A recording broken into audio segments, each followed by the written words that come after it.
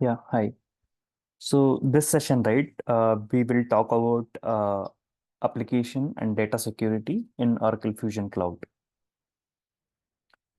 So for every application or every uh, s- software application or enterprise application, right? So we need to secure. So it's not a public accessible, right? So we need to restrict. We need to restrict, and even for the employees who are in your company, so they will have a different roles and responsibilities. Not everyone can access everything. So that's why we need this application and data security to protect our application, sensitive information, etc. So the whole idea is right user will see right data or right components. So whatever they are responsible to work, so only that the relevant information or relevant component they will see, not everything. And why it is important is because we need to protect, right, the data. So sales rep cannot see everything, all the revenue of company, right? So we need to restrict to see only their own data. For manager, his data and his team member data, right? So vice president, so they can see the entire sales team data. So like that, we need to restrict. Or one more point is like if you are only accessible, only the service related things, so then you don't need service service related access, right? So there we can just restrict. So coming to the agenda, so we will see just overview of security and importance. So I have already given a basic overview for security and its importance. Then we will see role-based hierarchy components, and within that we will see user categories, password policies, notifications. Then uh, different roles we have uh, in security console, and then types of security policies uh, to add into roles. So today mostly we will cover with this presentation. So in coming sessions, I'll take you um, uh, through application for roles and for creating roles and security policies, etc. For few other things, I'll show directly in the application. Okay. So in role-based access, right? So we have basically the setups for users and roles. So when it comes to users, first we can talk about authentication and authorization. So what exactly authentication means is, so in previous session, we saw how to create users, right? We have different types of users: HCM user, non-HCM user, and the implementation user. So basically, every user will have their login username and password. So we need to verify whether that username and password are valid or not. Okay. So that process is called authentication. So if you have valid credentials, username and password, then it will allow to the application. It is step one security. So this users, right, whatever we are going to use, it can be a human or it can be some automated agent to use for web services or some automated systems, right? Integration users, etc. So it can be a human or some uh, some automated agent uh, user.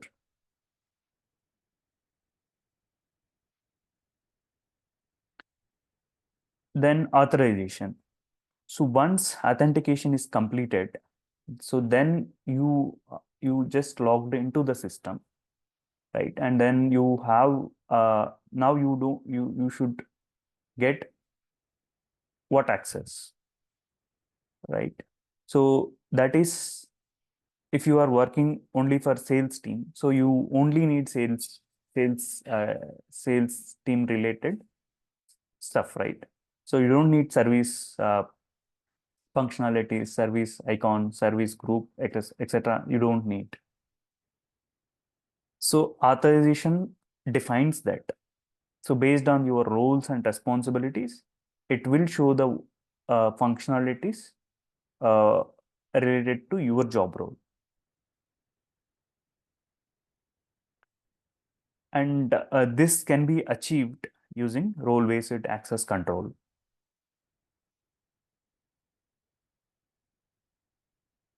So basically, role-based access control will have these components: users, role provisioning, roles, and security policies, privileges.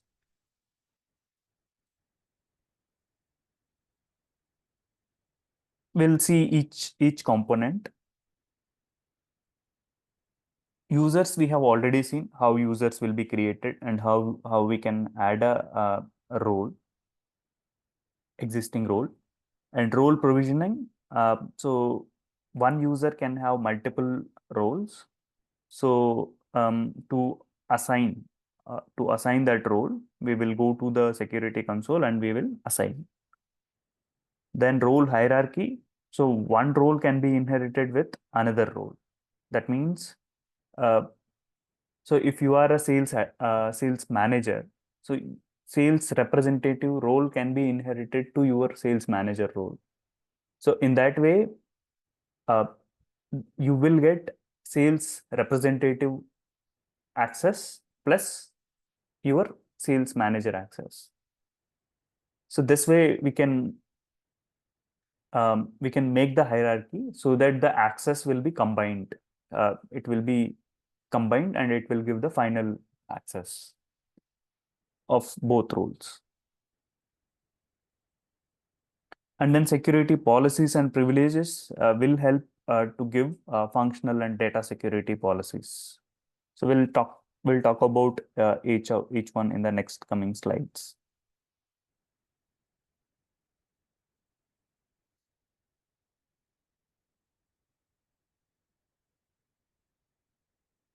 So once user logged in, right? So then the system will check for the assigned roles to that user, and it will grant the access based on the assigned roles for that session. So when you log in, when you start a new session, so maybe the application one more role may be added to the to next session. So based on that, the the access will be defined. So if you have some access issue or refresh issue, there will be a background processes. Once those are in sync, right? So then you will get uh, the latest or uh, latest access.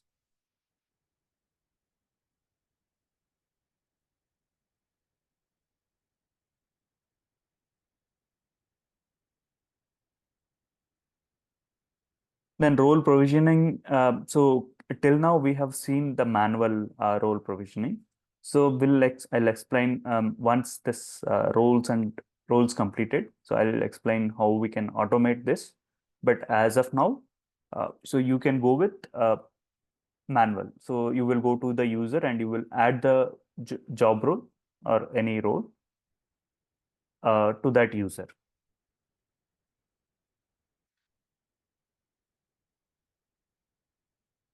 So basically, how we can automate is we have a concept of resource roles.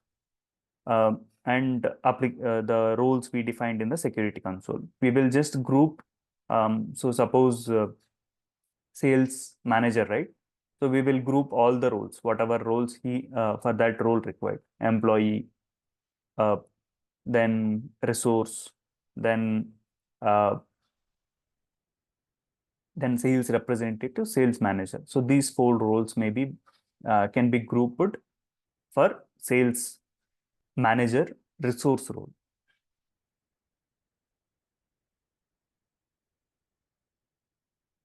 So role will contain um, the role information like role name, role code, role category, and then data security policies, functional policies, etc., and hierarchy. So role is nothing but uh, like sales representative, right? Sales representative, sales manager, okay, admin, sales administrator. So these are all like common job roles, common job roles. So in this case, sales representative, if we assign this role, so he will get access to the sales module for sales representative, uh, whatever daily operations sales representative will do. So those access will be he will get. So Oracle created some predefined roles for common use cases. So we can use that if our requirement meets. If any additions, right, additional security or modifications needed, so we can add those. We can add those later by modifying or by duplicating that role.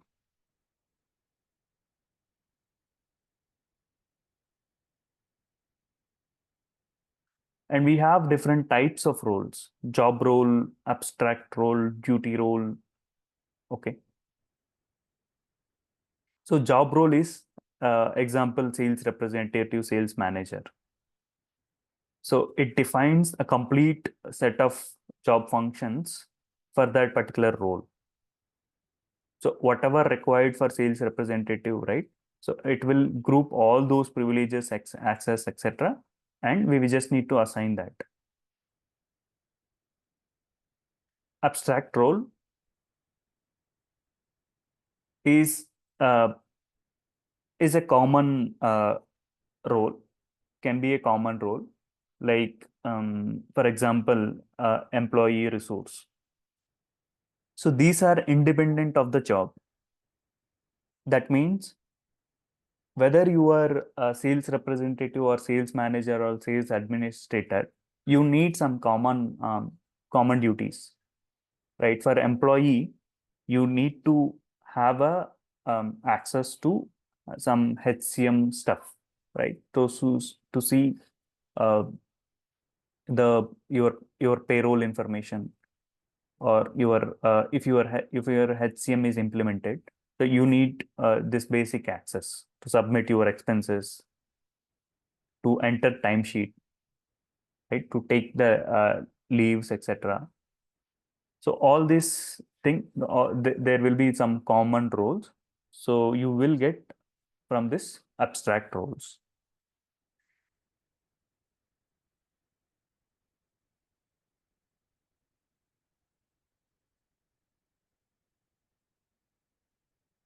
So basically, this is just a logical grouping: job roles, abstract roles, and then duty roles.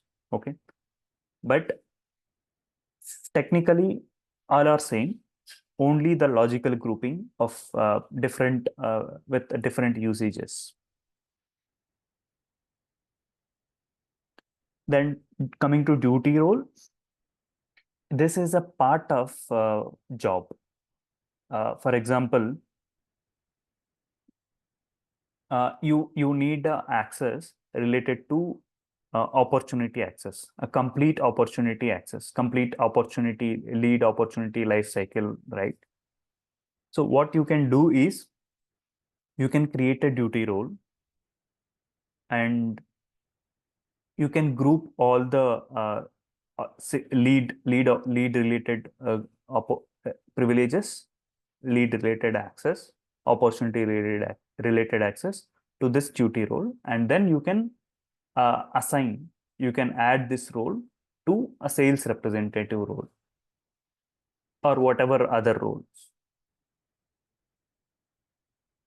So basically, it's a part of security. So small, basically we can say it's a smaller role. So where we will group a small functionality and then we can use it in other roles, other duty roles, other job roles, or other abstract roles.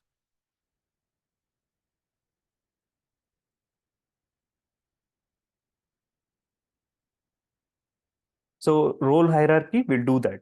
So if you want to add one role under under uh, one role to another role, right? So we can use this role hierarchy concept and we can add that. So the top role, right? The parent role or the ultimate parent role will have, if we give the access, if we add that ultimate parent role, so that will have all the child roles access also.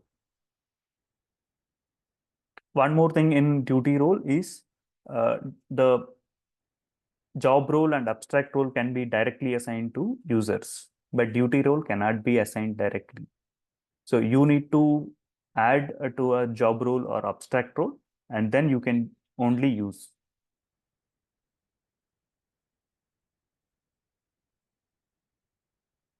And basically, this will be the like a big picture. So you have a person, right? A user, which he will have a job role, abstract role. Under that, you can add a duty role. So basically, this way also we can group. So you will create a duty role. So some duty roles, different duty roles. You can add those duty roles to one more duty, which will have more like group it, right? And then this duty role you can assign to a job role. Same way for other functionalities. So you can create duty roles and you can group to another duty roles, and then finally you can assign it. You can also add abstract role under a job role, but that's our wish. So basically, any role can be added into hierarchy. It's not restricted, but in general, this will be the uh, proper format to add or to use the roles. Abstract role can be directly added to user, right? But if you see, duty role cannot be added directly.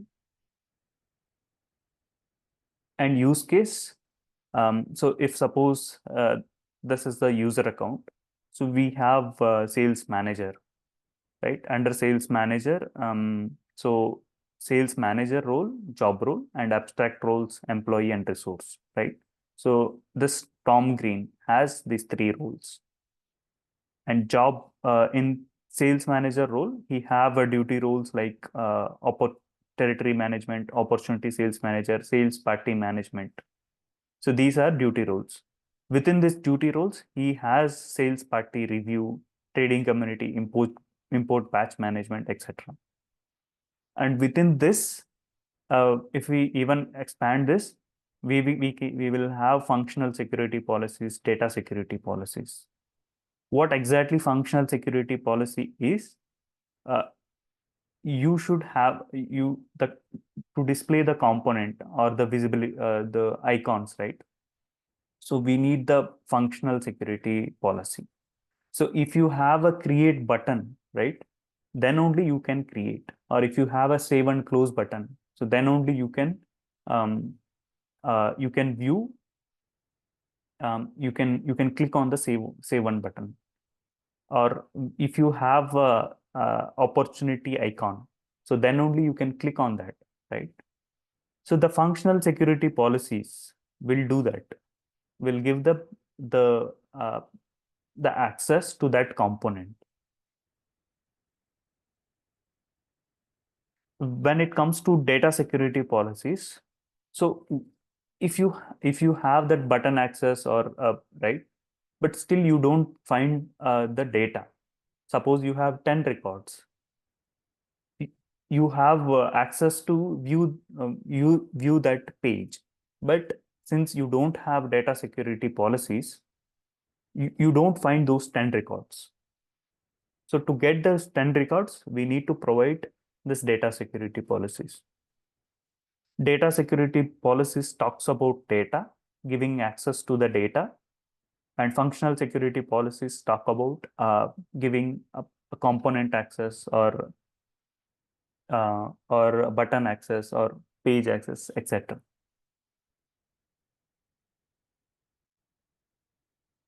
It has some functionalities, policies like view all sales account. So this will also define uh, the some base visibility access. Suppose view all sales account. So this will give all read access for sales accounts.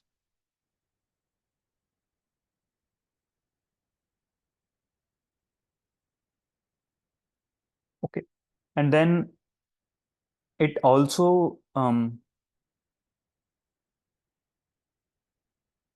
so this is common across modules as well. Suppose so you have different modules. The concept is same. So in each and every module, you will follow the same steps, same concepts. There will be categories. So based on that, we will categorize whether this role is related to CRM or HCM or FSCM or some other module, IDCS or OBL.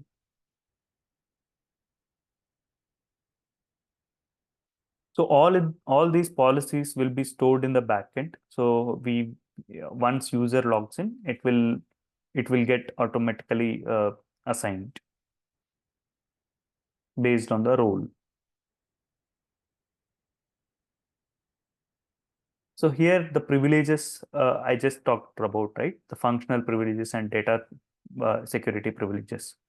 So functional privilege will be like this: view opportunity. To view the opportunity, so this is the privilege name. So here we can separate this privilege with MOO. So this is internal code for opportunity, and this is the action, whether it's view or update or delete or something like that. Then the object, and then privilege. It's a suffix because it's a functional privilege. And data security privilege will be view opportunity, but this will be it will provide the data access. So the functional privilege provides uh, the access, right, to view, but which opportunities he need to view. So that will be defined by this data security privilege, the set of records. So whether you want to see only your records or your team records or all records or based on the region, so that will define this data security policy.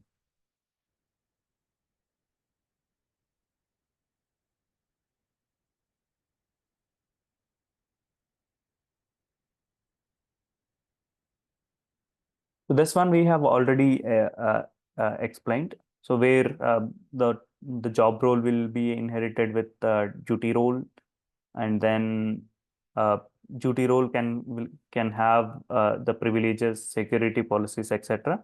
And then finally that job role can be assigned to a user.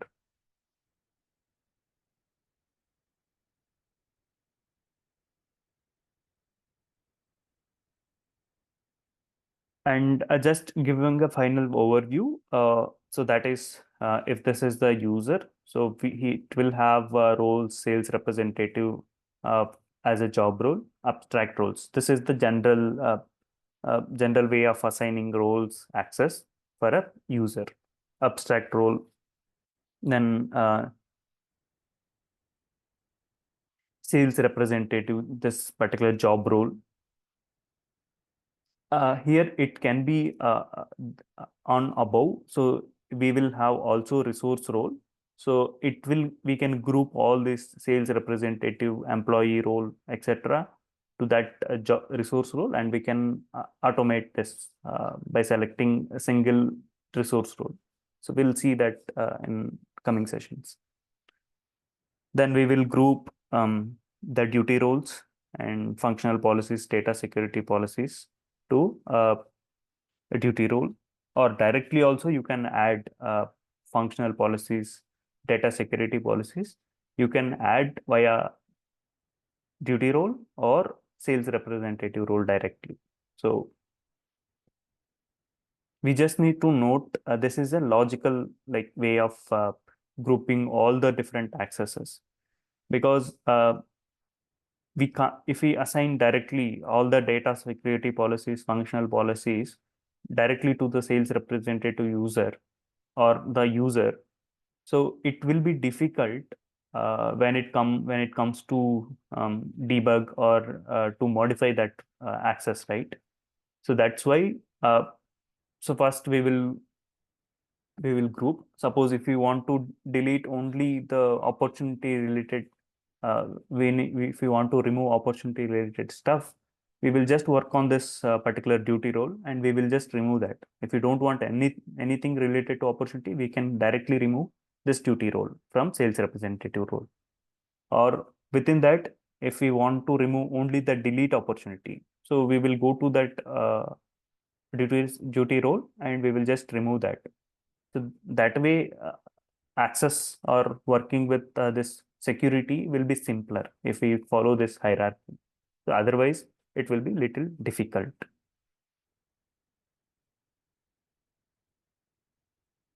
So Oracle provides some predefined roles, so where you can use those.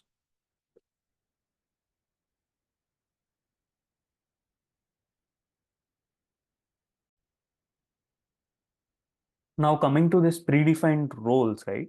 So where we can find this predefined roles is if we go to Oracle documentation, right? So if you go to docs.oracle.com, so go to your module sales automation, then you have all books. So all the security stuff will be documented here, security. So you can refer this security reference for sales and fusion service. So here you can see all the predefined job roles or abstract roles for sales and service. So for sales related stuff, you have the sales administrator, sales analyst, sales catalog administrator, sales lead qualifier, sales manager, sales representative, sales restricted user, sales VP, and that's all. Inside sales representative, inside sales manager also.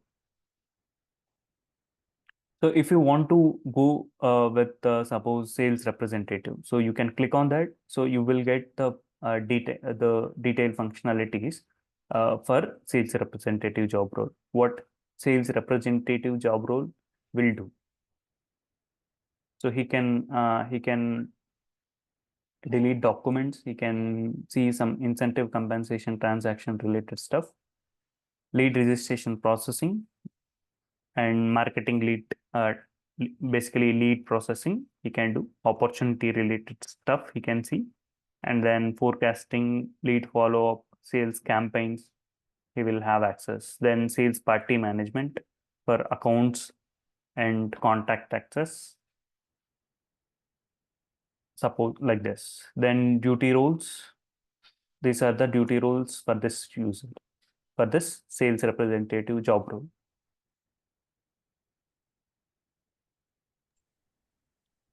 So these are all the duty roles within that sales representative role. You see forecasting, sales party management, sales party review, opportunity related issues. So these are the different sub functionalities that are grouped to sales representative role. And the privileges assigned to this role.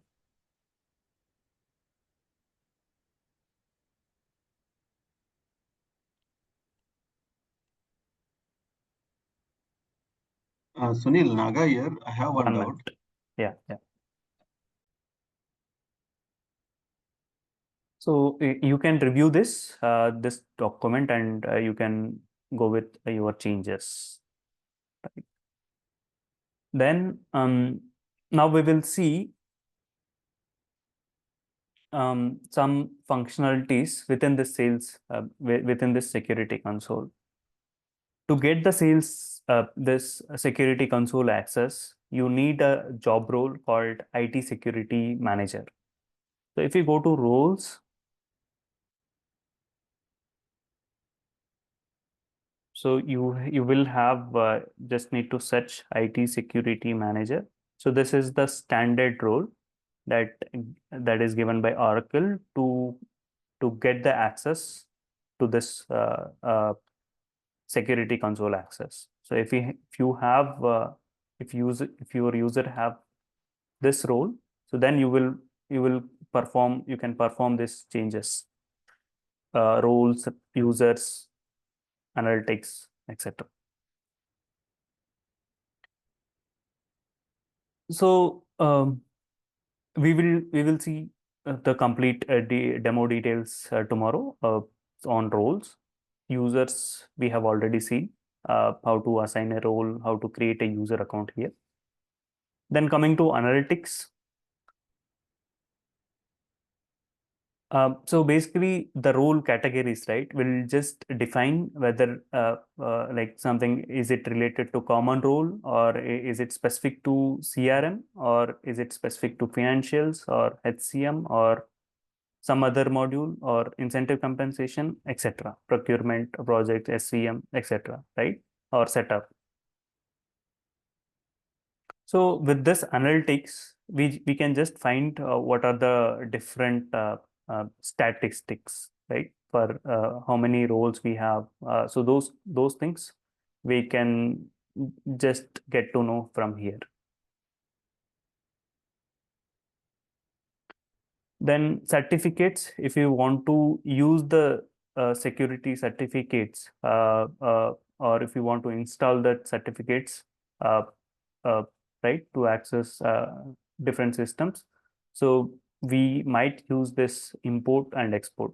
Import to install the certificate, generate to export the certificate from this system. User categories. So basically, this will be default will be common, or default the common category for users. So if you want, you can define a new category, and later you can choose this user category while creating user. If we go with category, if you click on this category, right, you can see few details. If you edit, so you have some details, password, policies, notifications, users. So just click on edit. In detail section, you can see this user category description and user name generation tool. So usually we can choose first name dot last name, or the email, or just first name, um, person number, or first name first letter, something like that. So that we can choose here. So here there is no custom ones. So only we can choose first name dot last name, username, email, and anything. So if you don't want this rule, so you can always give your username at the time of creation. If something other than this format, you can override always at the time of creation of user.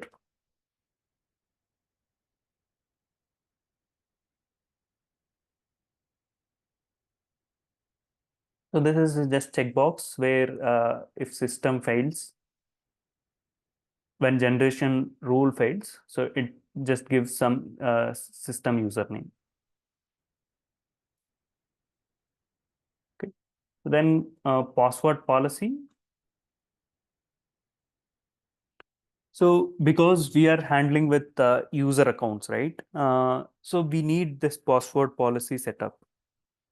So once password is set up, so in how many days it should expire, and how many days before, so you will get a warning or a notification, right? That your password is expiring in 10 days.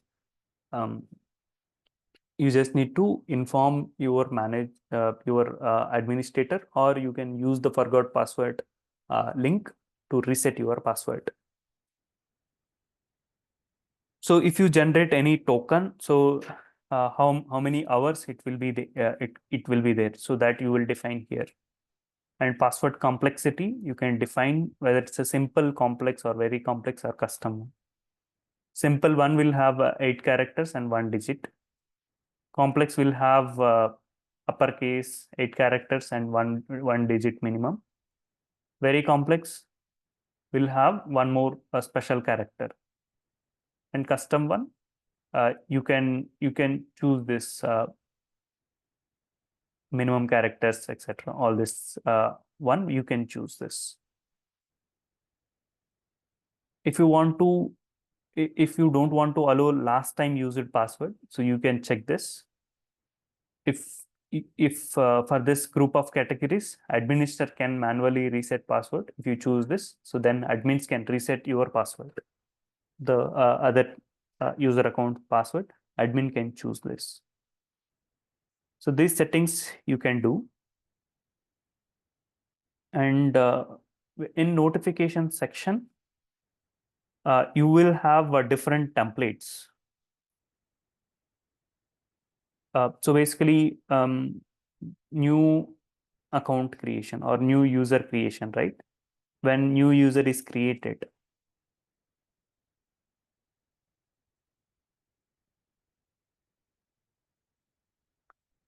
so you can see here, this is disabled. At a time, only one event or one template can be active with the event, right?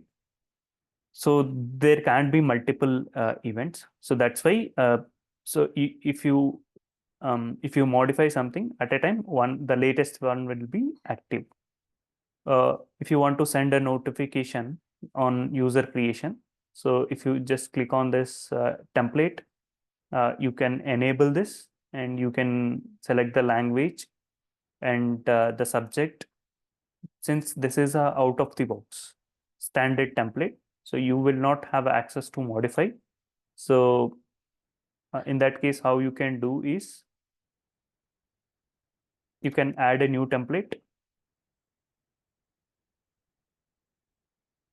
Okay, so you will select that the event. So it will be filled with the default template content. So you can modify something here, the message, subject, right, the language, then template name, etc. So you will change the email, etc. And then you will save it with enabled. Same way for forgot username, password expired, password expired warning, password generation email, password reset confirmation. So there are different events, right? So you can modify this by clicking on this events. So only the enabled ones will be triggered. So and this notification preference, enable notification, should be checked to apply this notification. So first this should be checked.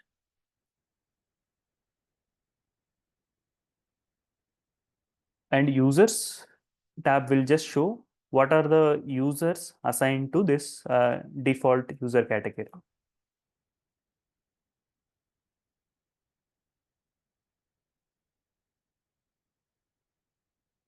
Then single sign-on setup. So what the single sign-on setup is, so your company, the client company, right, is already having some Outlook access, right? So they just need to log in with their if they log into their Outlook email, right? So automatically when they open this URL, so the system should identify their email and it should automatically log in. So they don't need to log in with their username or password, because it's already authenticated that it is integrated. Once that integration is done between the Outlook email, right, the uh, Outlook Exchange and the Oracle Fusion Cloud system, so then it should automatically detect that this is the user with this email. So and it should log in. So to perform this setup, we can use this single sign-on tab. So this setup required some support help also. So we might need to raise an SR with Oracle support. So they will help you out. And for any API keys, so we can use this API authentication. Then in administration, so you have some general information like certificate validity preferences. Then if you go to roles, you while duplicating the role, right, one creating a role from existing role. So what is the prefix that we need to add? Something like demo and GSE. So when we create a new role, right? So this will be prefixed. So demo will be prefixed and suffix will be added, GSE underscore GSE in code. Uh, Once we copy the role, so we can see the status here. Then user to user role membership status we can see here.